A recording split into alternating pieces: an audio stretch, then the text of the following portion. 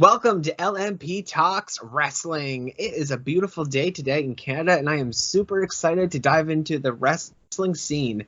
How about you, James? How's the UK treating you today? The UK is actually pretty wet for the first time in about a month. So, yes, I thought you were going to go into a little rendition of A Beautiful Day in the Neighborhood there, but I could have.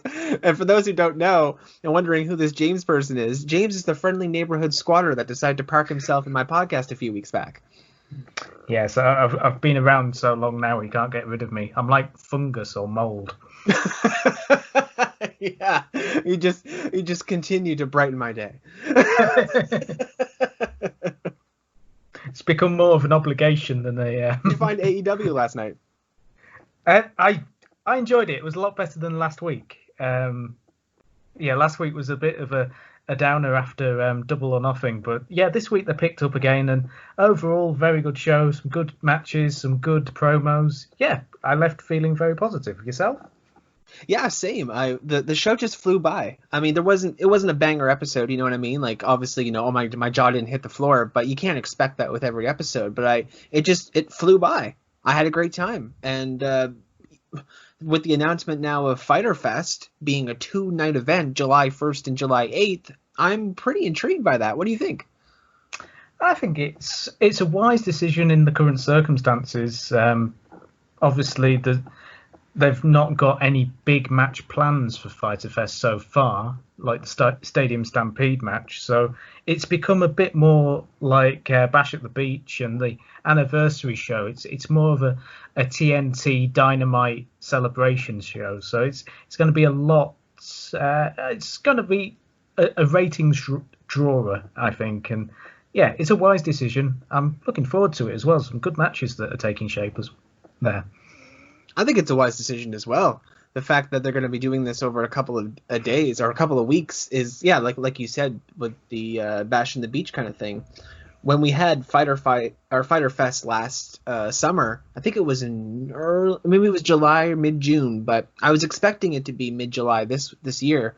But I had no idea they would split it across 2 Wednesdays, which actually I think is more exciting than a Saturday pay-per-view. It is. It definitely draws it all in, and as well having that 2-hour window.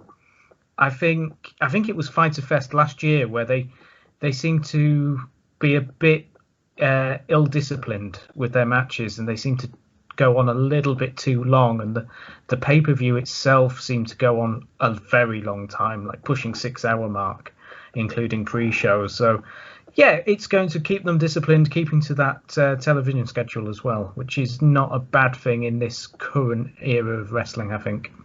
Absolutely. And with Fyter Fest coming too, I mean, it makes you wonder which matches are going to be on which night. Are we going to have the AEW Championship, for example? Is that going to be on July 1st? I mean, that'll be a fun Canada day for me. Or will it be on the 8th? I mean, it's Jon Moxley versus Brian Cage at Fyter Fest. How do you feel about this feud right now? The Brian Cage Jon Moxley feud, although it's only just begun, we talked about it after Double or Nothing and how excited we were. The fact that you have got Taz there as well, and Brian Cage is just a suplex machine. He doesn't look like anybody else on that roster. Really heightens the danger for Moxley, and what we saw at Dynamite with Moxley entering the ring, but Taz warning Moxley, be careful what you're going to do next, because you might regret it, kind of thing, entering this ring. And it definitely heightens the threat level, and so far I don't know which way they'll go with this. Unlike the Brody Lee match, where we knew it was going to be John that won, but we kind of could see it going the other way. This one, for me, is very up in the air at the moment, and that's great. That builds the excitement. We've still got a month to go until Fyter Fest. Lots of time to develop, and yeah, Brian Cage just is a machine, and having Taz there with him as well just builds him up even more. It's a great pay-per-view. Oh, it's not a pay-per-view as we've just discussed, but a classic match that you would have at that type of event. So yeah, I'm looking forward to it. So far, not hit a bad beat for me. Absolutely. I mean, it technically is a pay-per-view, I guess, too. I mean, yes, we're not paying for the event, but it is a pay-per-view type of arc of a pay-per-view. I mean, it's pay-per-view split across the week, like kind of like what TNA did, right? TNA had their one of their pay-per-views, I think, before that was split across a couple of weeks, and NXT did it as well with TakeOver Tampa. They put it across a couple of weeks. I mean, it wasn't advertised as TakeOver Tampa, but it was still those big matches aired across a couple of weeks. So having this, I'm kind of hoping they give a little look to it. Like, the Fyter Fest, I hope they have some tropical crap around it like they did last time. But as for Jon Moxley and Brian Cage, this feud really kicked into high gear last night. And I know we've been using these AEW pay-per-view names. Like you've been saying, they've gone all in. I'm saying full gear. I feel like an AEW spokesperson right now. That's funny. But it's true, though, because Moxley, how he came off with his delivery last night in his promo, I am digging this personality of him. Like, he doesn't care how tall or how small you are, he will take you. And as muscly as Brian Cage is, Jon Moxley's as tall as him. Like, he can look Brian Cage right in the eye. And I just like how Jon Moxley is coming across like this badass champion. Like, I mean, he's pretty skinny, but he's tall, but he's badass. And I mean that as in, it doesn't matter what comes at him. He just takes a beating. And he says, he looks at Brian Cage and he says, yeah, I'm not immortal. You can beat me. But, you're going to have to put in a lot of effort to do it.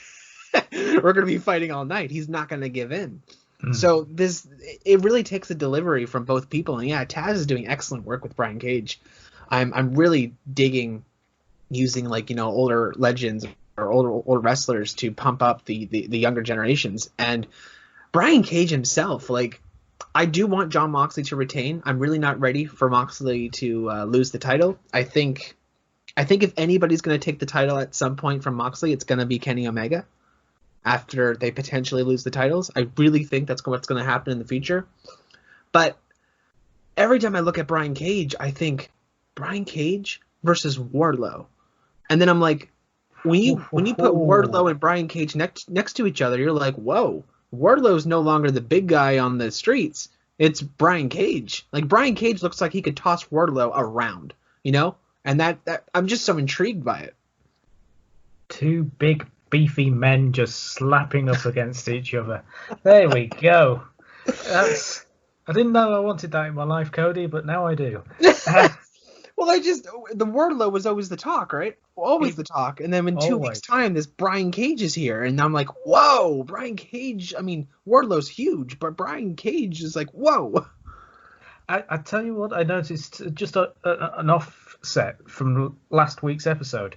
When Billy Gunn, or Billy, as they want to call him, entered that 10-man battle royale, I suddenly realised again how big Billy Gunn is. Like, back in the day, I didn't realise how big he is. He's taller than Waldo, which I wouldn't believe. It's one of those weird facts that you can't believe it. But yeah, Wardlow against Brian Cage. I want to see that match now. That's it. I don't care now. Give me that match at some point. I mean, I want to see it too. Maybe chuck in Luchasaurus as well. Let's just get, and Jake Hager. Let's get all the big guys in that ring and just reinforce it. Brian Cage. I nearly called him Luke Cage then. That's a different guy. Brian Cage has that look, and I do like the fact that Jon Moxley has this badass take and will take on all comers. And as you've said, I don't feel it's the right time for him to lose the title because he feels the right guy to have it. It suits him to have the belt with him and suits the swagger that he's got. And yeah, a Kenny Omega Jon Moxley fight or a Pac Jon Moxley fight or something along there. We've still got lots of matches for this title that we could have. Don't forget about MJF as well. And MJF, yes. MJF for that belt. With Wardlow obviously there. there's so much booking potential in AEW that you can go anywhere with them, and this is what I enjoy about this company. There's so many options, and even Brian Cage that's come in very fresh. He's still only 2 weeks since he debuted, but he feels part of the furniture. He feels established already, and that's fantastic. Absolutely. So, I mean, what do you think? Do you think they'll have the AEW Championship on day 1 or day 2? I think they'll do it day 2. I think I'd like to hope that they did the women's championship as a main event and the men's championship as a main event, but I don't feel like the women's title is there in prestige yet. I feel like the tag team title would go ahead of the women's at the moment. Or even the TNT. Or even the TNT, but I mean the TNT is getting defended every week, so that's I don't know how that works with Fyter Fest. Will it get defended both weeks? Possibly. That could be an interesting thought, actually. Speaking of the TNT Championship, I mean, we could just segue right into that, too. I mean, Cody said that he's going to be defending it every week. He's now defended it. Well, he's not defended against Lance Archer, but he won against Lance Archer. He's now defended against Jungle Boy. And now he's going to be defending against Mark Quinn. But I've also heard Phoenix, but then I also heard Mark Quinn again. So I'm not exactly sure who's going to be on next. But either way, give me Mark Quinn versus Cody. Give me Phoenix versus Cody. It doesn't matter. I'm digging this TNT Championship, and that match between Cody and Jungle Boy last night, Jungle Boy did not walk away from that looking weak at all. He put on a good fight. He did. Weirdly, I was watching the match and entrances, and Cody came out, and Cody is getting lean. He's getting cut, and then ironically, he got cut again during the match. Cody seems to have a liking for showing a bit crimson during matches, and I don't know about you, but I'm starting to feel like it's getting a bit old with him. It's getting a bit cliched. I don't know. It could be. In that regard to it. So that was a little criticism of that match. But yeah, Jungle Boy looked great. Jungle Boy is building up a set of matches at the moment where it's all there. You can see it. And in a few years' time, we say this about Sammy Guevara, we say this about MJF, we say this about Darby Allin. In a few years' time, that roster is just going to be stacked with so many options.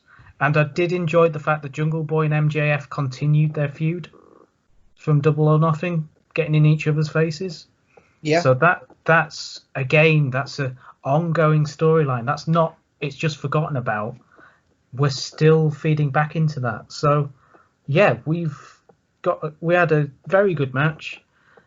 Some good spots in it as well, and Jungle Boy did look strong. So you got everything you wanted out of that match, and Cody keeps the title. Like, I think it's best for that title that Cody keeps it for a while, and then maybe you get MJF taking it off him eventually. I think as a booking decision, I think it might just be best to keep the TNT Championship on Cody until the belt is actually finished. Yes. Because, I mean, he keeps coming out and advertising this incomplete belt, and we already know the reason why it's incomplete. We spoke about it. You know, it's because of the situation. It hasn't been able to get the gold plating. It's going to look gorgeous when it's done. I've seen the after photos of the potential of what it's going to look like. But I can't see Cody Rhodes just, you know, I can't see anybody, you know, tossing the title around when it's incomplete. I think that would be a little unprofessional. Yeah, I agree with you there. It doesn't feel right that a belt that, as we say, is incomplete gets a few different champions. You kind of need that photo of the first champion to have the belt completed. Yeah. Which we haven't got at the moment, due to the circumstances. But don't get that confused on the belt is not establishing prestige, as we mentioned before, but the women's title, because already the TNT Championship feels important. They made it feel important last night, I tell you. They did. With all the packages and bits and pieces beforehand, they're definitely building it up. They're very good at that build-up to a match. WWE is probably the best at it, but AEW are showing that they've got skills at building matches with their video packages. Absolutely. The during the TNT championship match there, apologies for that.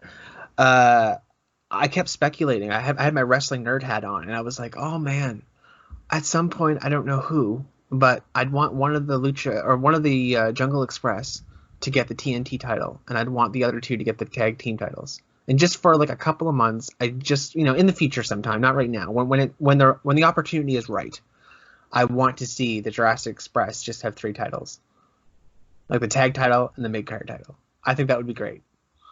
That's great, but that shows investment in wrestlers wanting to see them succeed, and that's Jurassic Express through and through. You can't, I can't see someone hating that group. They're a great group. You've got diversity between them all. You've got the big guy in Luchasaurus. You've got the little guy in Marco Stunt, and you've got the future guy in Jungle Boy. It's a great stable that has got lots of potential, and yeah, it'd be nice to see them with all 3 belts. I don't know how some people might react if Marco Stunt had a belt.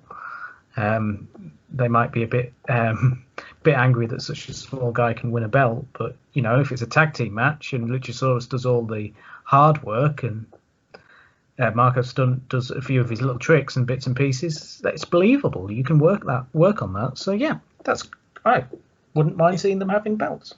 Yeah, I'm not sure if if it would be Jungle Boy and Marco Stunt who had the tag titles, or Marco Stunt and Luchasaurus who had the tag titles, or Jungle Boy has the TNT. I don't know, whichever way they want to go with it. But I think it'd be really fun, like maybe next year or something. Maybe when the opportunity presents itself and there's a story there, like not just hashtag stuff just happens. But it would be cool. I mean, and speaking of the tag division too, that's another one that's coming up at Fyter Fest. I'm pretty sure. I don't know if it's going to be on the next episode of Dynamite or the next couple of weeks, but we had Kenny Omega and Adam Page retain the titles against Jimmy Havoc and Kip Sabian. And before I dive into it, I just want to say that Kip Sabian and Jimmy Havoc blew me away. I'm very surprised. They started gathering wins on AEW Dark, and they've established this tag team. They actually have good chemistry. It blew my mind. I didn't even know I wanted Kip Sabian and Jimmy Havoc together, and they just work. I don't know how. They just do. They put on a pretty decent match. Of course, they did lose, as I said. Kenny Omega and Adam Page retained. But now the best friends are in line. And will that happen at Fyter Fest? And if it does, I think the best friends might be taking the titles. What do you think? I'm enjoying the Jimmy Havoc, Kip Sabian stuff. They're very good at their DDTs, which is one of those things that kind of disappeared. I remember Stone Cold Steve Austin complaining about DDTs not being as devastating anymore a few years ago. And yeah, they're very good at that. The match with Kenny Omega and Adam Page, it was just good to see those two together as a tag team again. I forgot how good the Buckshot Lariat and the V-Trigger combo, the last call, they've started calling it, looks, because those two moves on their own are fantastic. Combined and hit right, they look devastating. It's a good division. They're really building that up. The best friends, I believe, are fighting at Fyter Fest. That was confirmed, although it was a bit confusing why they were fighting for a number 1 contenders match at Double or Nothing, but then somebody else managed to have a go at the titles first. So again, a little bit of criticism towards AEW there. But best friends are, I feel, an underrated tag team, and I feel that they have the potential of taking those tag titles away. What intrigued me most, however, is later on in the show, and we had the interview with FTR, and FTR were putting over the tag team division and commenting on all the tag teams, and then they noted that the tag team champions aren't really a proper tag team. So that was some great seeds. Love seeds. Lots of seeds, and just a great touch for me. So we've got all of that in play with the tag team division before was was strong, but it seems to have come out of the past couple of weeks even stronger since since FTR appeared. Yeah. I mean, speaking of FTR too, like we were going to talk about them, and that's a perfect segue into that as well, because we're both eager to see what happens with Kenny Omega and Adam Page. But For the Revolution is now on AEW, and the FTR will continue to change based on how they feel, I guess, and what they're going towards, and what their belief is at the current time, which is fair. But their first opponents will be the Butcher and the Blade, who I've completely taken on a new appearance over the last couple of weeks. I'm just kind of going with it. Whatever. If they want to wear white, they want to wear white. They want to wear black, they want to wear black. I don't know. Yeah. But I think it's a perfect tag team for FTR to start with. We've been so excited as wrestling fans to have FTR in AEW forever. We've been waiting for it. We've been asking for it.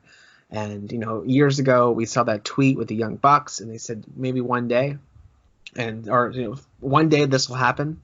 And speaking of the Young Bucks, too, I like the fact that they don't want to face the Young Bucks. They said the reason why they didn't attack them was because they want them at 100%. They don't want to go in there when they're just kind of injured. They want the Young Bucks at their absolute best, so when they beat them, they will be able to say they are the number one tag team in the world. And I think that is the best story you could come up with that. Indeed. I mean, a quick comment on the Butcher and the Blade and their holiday look is what I've come to call it, because I saw it for the first time last week and it really took me out of it all. The white t-shirts and the white jeans or whatever they're wearing, they look like they're on holiday. But they're what made me happy was their wrestling attire looks like it's still the same black and gaudy looking stuff. So that first match with FTR is a great establishing match, because we know the Butcher and the Blade are good. They've got a good run of matches. They're not the highest. You're not going to destroy their momentum if FTR win, but they're going to be believable and a believable threat. It's just a bit confusing for me that they've lost the bunny, Butcher and the Blade, which they've hinted at with Dynamite, with the QT Marshall stuff, but I'm a little bit confused by that as a storyline because it's not been explained to me yet. But that's a minor aside. The tag team division, Young Bucks against FTR, whenever that happens, will be amazing. And if we can have a high stakes match, that would be even better. But I don't think you need that. I just think it sells itself. It wouldn't surprise me if we waited until All Out in September, and that's when we got, FTR versus the Young Bucks. I don't know if it would be for the titles. I don't know where the titles are going to go from here until All Out. Who we could have Kenny Omega and Adam Page retain them all the way until All Out. We could have Best Friends win them off at Fyter Fest and then lose them somehow over the summer, or we could have a triple threat. I don't know. I have no idea what their plans are, but All Out seems like a good direction for the Young Bucks and FTR to have that feud. It does. It seems to be, you build it up over the summer and you get that payoff. Then I think the days of doing a really long build, like doing a year build, I don't think you can do that anymore. It's a different environment. The payoff would still be great.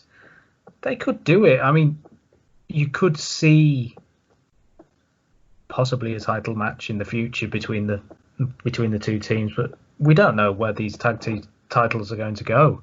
AEW are very good at producing matches where you can't call it very well, and you can argue both sides winning matches, and it's great. It's great fun as a fan.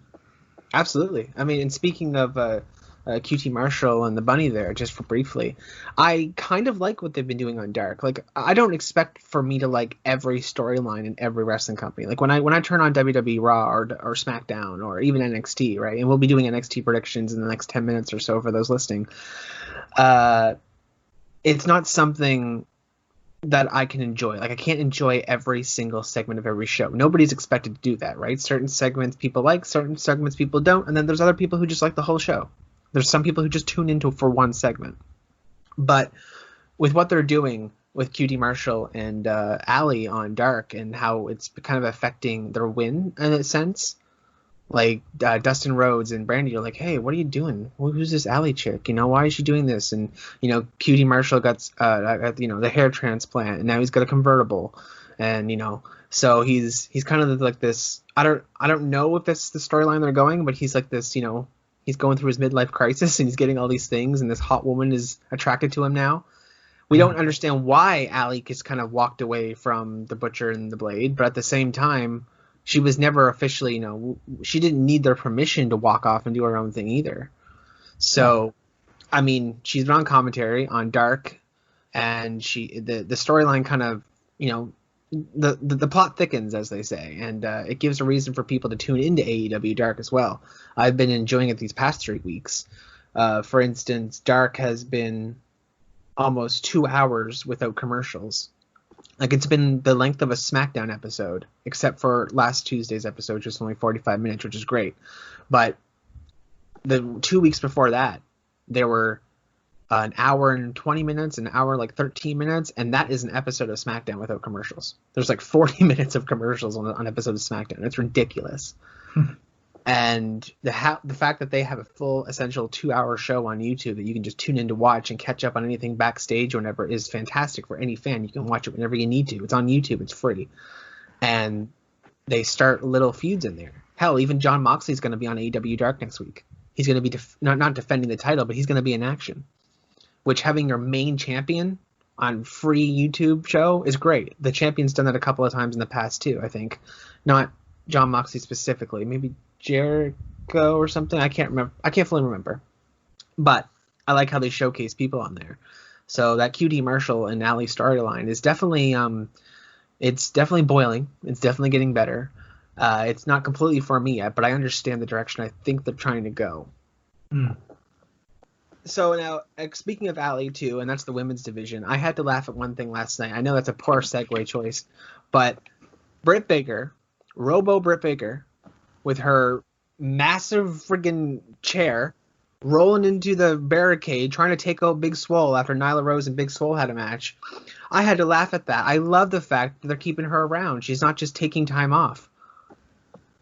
It's fantastic, and it shows how big a star she's become in the past few months. She's indispensable.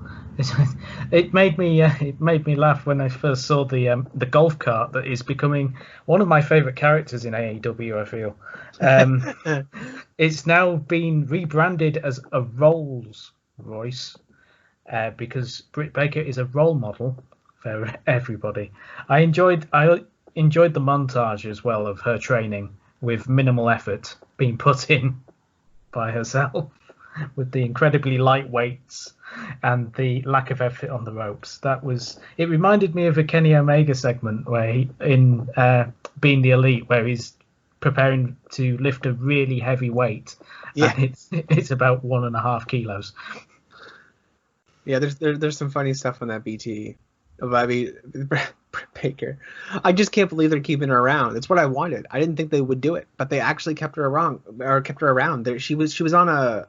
She had so much momentum before the injury, right? So to take that momentum and just kind of fizzle it out would be a waste. And as long as Britt Baker is all good for it, and if she can come onto the show and be her usual self while dealing with an injury, this is great. And then at some point she'll come in, maybe a month or two now, and she'll be like, "Oh, I'm better now." Or she's secretly been better for the last 3 weeks, and then she attacks somebody. The classic, storyline that way. Yep. I love it, and it's we haven't seen it in a while, so it's a perfect time to do it. And what better character? She's a role model. She has to show it. She has to show us how it's done, James. She does, and she's in the perfect position to be able to ram into the fence and nearly take out Big Swole, for example, which. I will say, Big Swole's gear, the yellow Power Ranger tribute gear, was amazing. I enjoyed that. Yeah, definitely. I love when wrestlers do that sort of stuff with all sorts of gear. Like, they just come up with their favorite characters and they do some really cool outfits of it. I love it. Before we dive into the NXT predictions in about 5 minutes or so, we have one more segment to talk about with AEW. and that is the Chris Jericho versus Colt Cabana that somehow involves Mike Tyson, that somehow involves Orange Cassidy. Let's go over it. What do you think of that? So my general opinion of the Jericho Mike Tyson thing is I don't like it. I didn't enjoy last week's Dynamite where it ended up just looking uncontrolled. Tyson to me looks uncontrollable for a AEW, and it was weird seeing those Ultimate Fighters or whoever those fighter guys were. I don't know who they are, and it just made my wrestling feel a bit cheap and not legitimate, which I didn't enjoy as a fan. But the Jericho Colt Cabana match was enjoyable. It was great fun.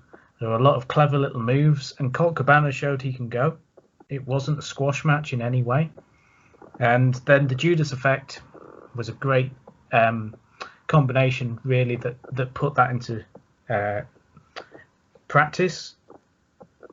Jericho's promo at the end calling out the baddest man on the planet. Baddest man on the planet, come out here right now. Of course, Best Friends music hits.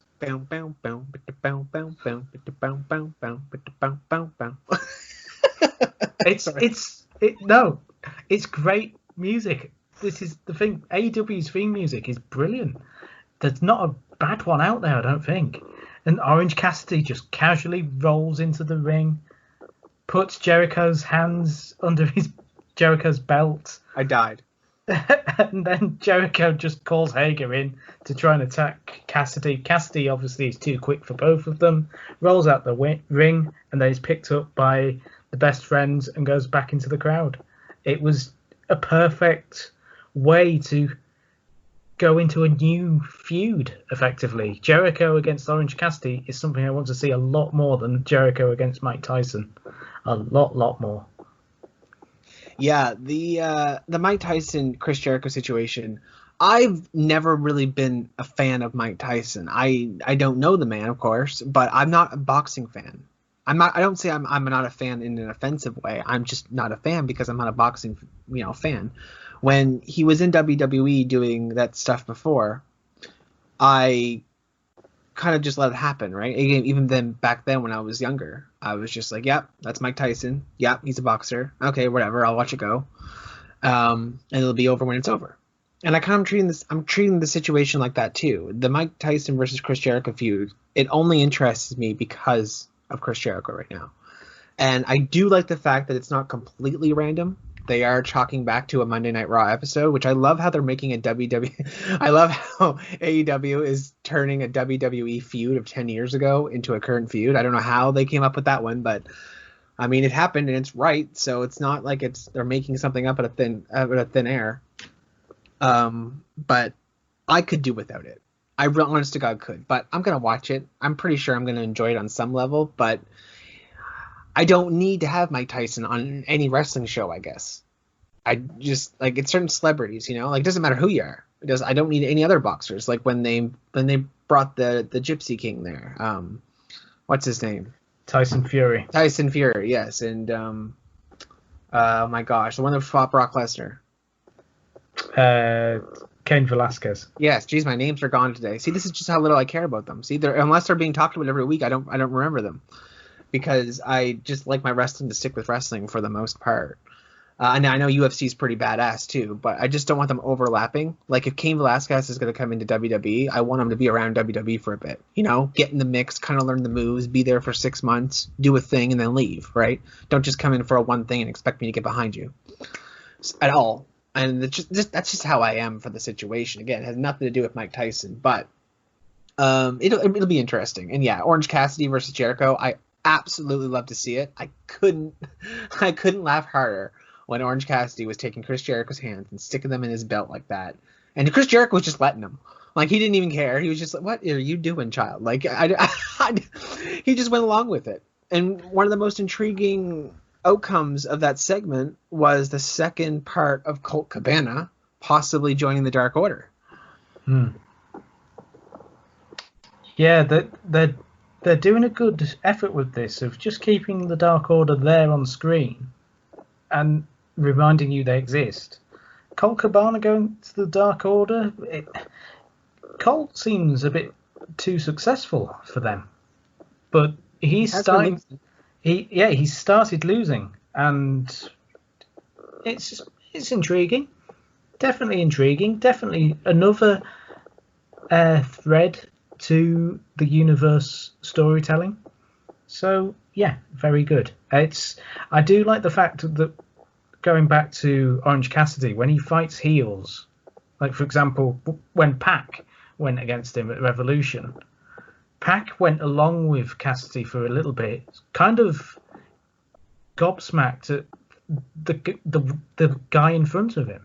And I think that was the same with Jericho. Like, he looked at Cassidy and was thinking, what are you doing? Trying to suss him out. And I think that's part of the appeal of Cassidy. You can't really work him out. He's so sloth-like and so uncaring, but then when he turns it on, you're in trouble. Yeah, I mean, I shut it back to when I spoke to Simon Miller about Orange Cassidy before all this happened last summer, before AEW was even a weekly show. And he was asking me about how I felt about Orange Cassidy. And apparently there's a lot of people who didn't like him, but I got right behind him. I had no idea who he was until he came into AEW.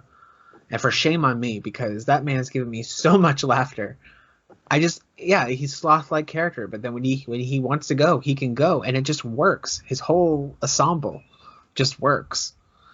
So I mean, I'm glad that AEW can keep me talking and get me excited. It was funny. I asked my friend yesterday about AEW, and I was like, "Are you excited?" And he's like, "I've been excited since AEW ended last week." Like the second AEW ended last Wednesday, he was all excited for the next episode. I love that. And it's not just him that feels that way. I feel that way too. I don't get that way on Mondays and Fridays anymore. I just don't. I don't mean to. It's just I'm super excited about the current shiny thing, and maybe that's all it is. Maybe I'm just fascinated by the most shiniest thing on the block right now. But all I know is how I feel, and I'm really enjoying AEW. But we have about 10 minutes left of the podcast, and I did promise NXT TakeOver in your house predictions, which is happening this Sunday. I have not been keeping up with NXT, by the way. I know you have not much either. I've been keeping up with a little bit of promos here and there, but I have not watched it at all. But I'm going to be watching it on Sunday. I had plans to watch it last night, and it did not happen, and it won't be happening. So we're just going to go into these predictions kind of blind, which would be kind of fun for any viewers, because they can just sit there and laugh at us. They can shout at us and just say how ill-informed we are.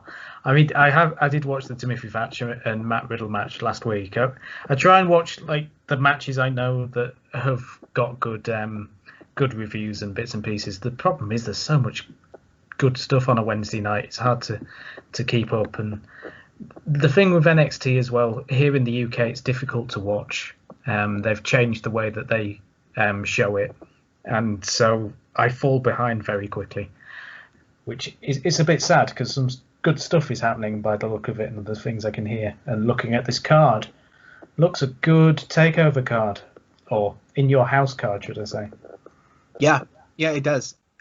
So we'll start off at the bottom and make our way up, which is Mia Yim, Shotzi Blackheart, and Tegan Nox, which I believe is the face team, versus Candice LeRae, Dakota Kai, and forgive me, Raquel Gonzalez, yeah.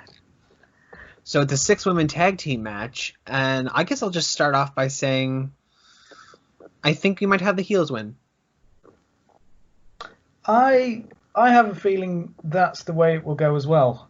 The Tegan Nox Dakota Kai feud has lost all momentum in this current circumstances, I feel. And that's not because I haven't been watching enough of the product to be excited by it. It's just a general feeling, I believe, from a lot of fans. The Candice LeRae turning heel bit as well. Candice LeRae isn't a heel. She's a face. Come on. But yeah, I go with you. I'm going to say the heels. Raquel Gonzalez is huge compared to the rest of the women in that match. She's got the height. She's got the strength. Dakota Kai is one of my favorites in the women's division in NXT. I liked her as a face. I really like her as a heel. She's got the muscle now with Raquel Gonzalez. So yeah, that's the way I think it should go. If we get Dakota Kai stealing Shotzi Blackheart's tank again, that'll be fun. I think my reasoning for the heel team winning is because of Candice LeRae's face turn, or heel turn, because she looks completely different than what she did. I mean, Johnny Gargano went heel as well. So Johnny Gargano has a new theme, and Candice LeRae also has a new persona kind of thing now going, and they're husband and wife as we know, but they've both completely changed their characters. So I think I haven't been watching much, so people on the other end of this podcast be like, oh, you don't know shit, blah blah blah blah blah blah blah blah blah blah. Go ahead, because you're right, I don't. I haven't been watching, but I think I'm pretty sure Candice LeRae has changed her looks up a lot to establish more of a heel look. So I would want that to continue. But again, I haven't been watching the feud. I have no idea why these 6 women are facing each other. So I'm just going to pick the heel team and move on forward. The next match going upwards is Keith Lee versus Johnny Gargano for the NXT North American Championship. And let me tell you, I didn't even know this match was a thing until I think yesterday. And I was like, yes, please. Whoa, where has this come from? I haven't seen Keith Lee in weeks, months. So, yes, absolutely. Keith Lee versus Johnny Gargano. What do you think? It probably helps that you haven't seen Keith Lee for a few months. I remember that time when Keith Lee was the hottest thing on the planet at the end of last year. He's lost a bit of momentum, and I don't know why, really. It might be the circumstances we're in at the moment. I forget he's North American champion as well, which isn't good. It's going to be a great match, I think. Johnny Gargano, everybody says he's not great as a heel. Everybody says he's not the best promo guy. He's in a takeover match effectively here. This is where he shines. He's Johnny Takeover. It'll be a great match. Keith Lee, I think, should keep hold of the title. I don't think it's right for Johnny to get the North American Championship back right now. But I'm not informed enough really on the feud to go any other way. But Keith Lee, I think it's not the right time for him to lose that belt. Yeah. I think you're right. I think Keith Lee is going to retain. I can't see Johnny Gargano getting it. I mean, he'll be a 2-time North American championship or champion, I believe, if he wins. Yes.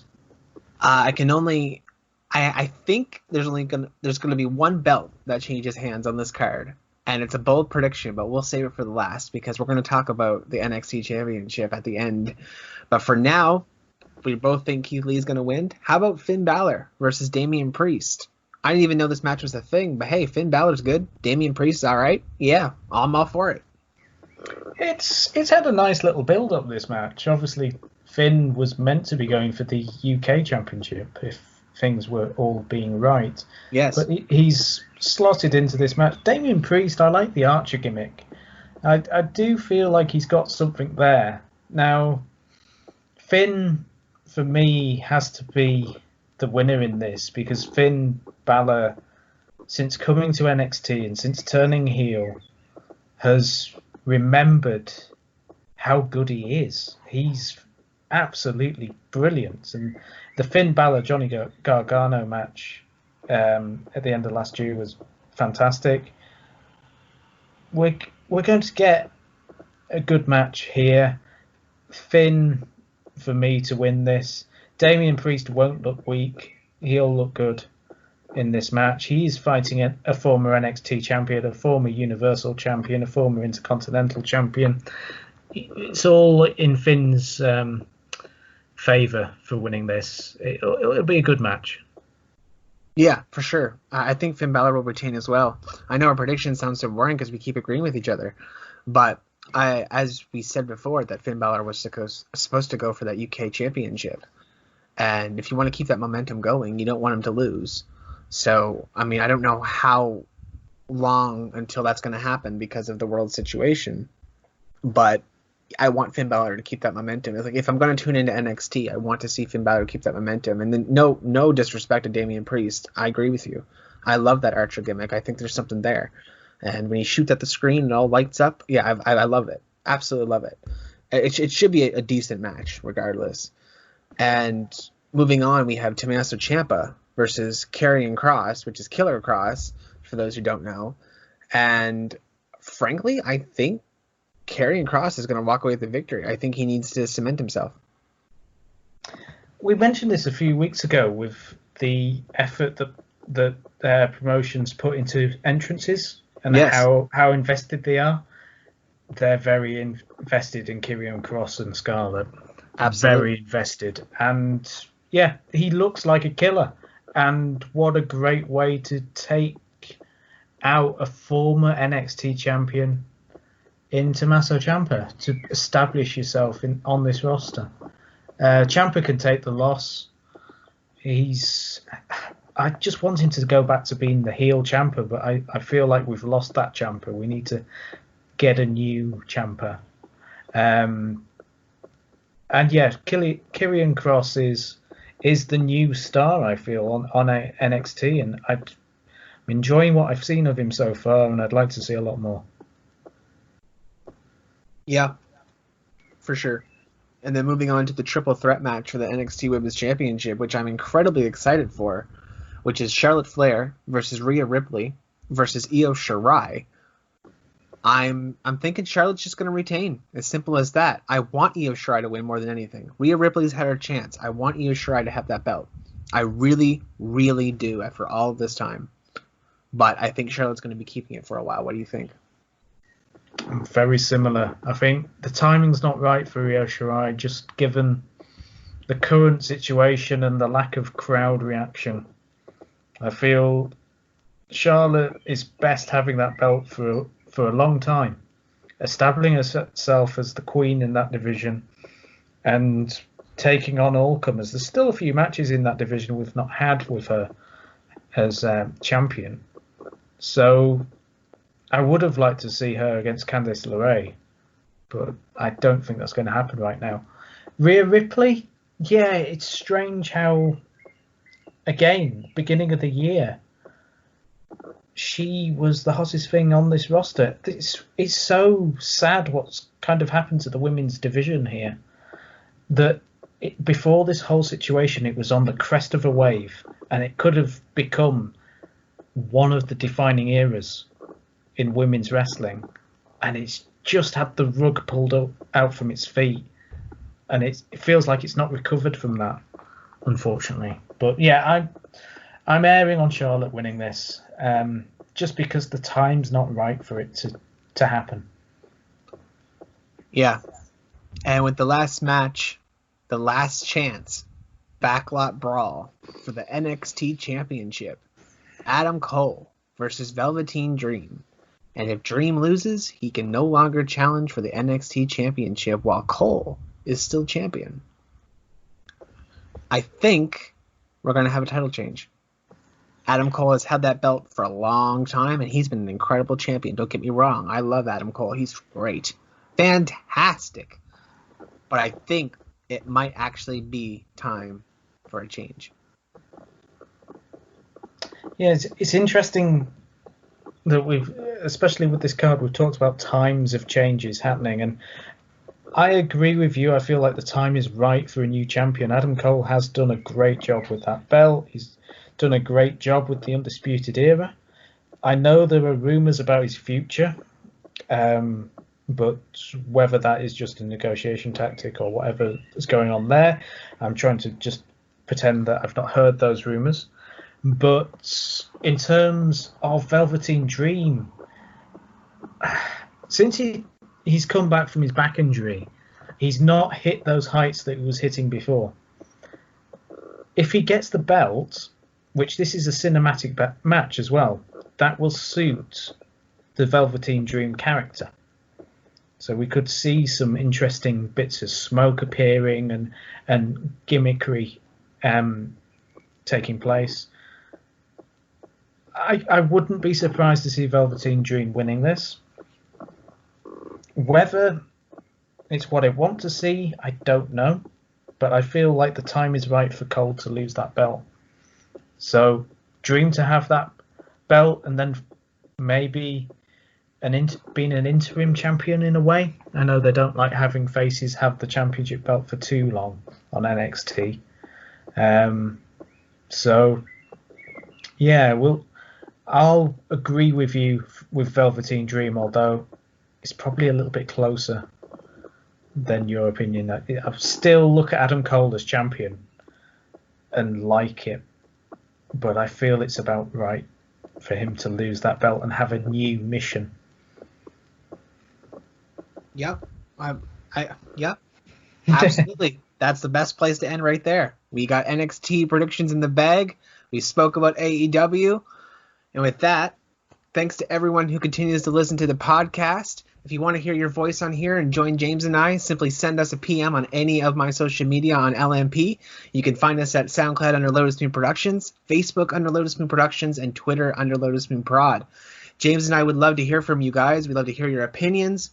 We have a new show coming out in the next few weeks, so stay tuned to that. But until then, we're just going to have to sit back and get these episodes out. So this has been LMP Wrestling. You all take care out there right now, and we're signing off.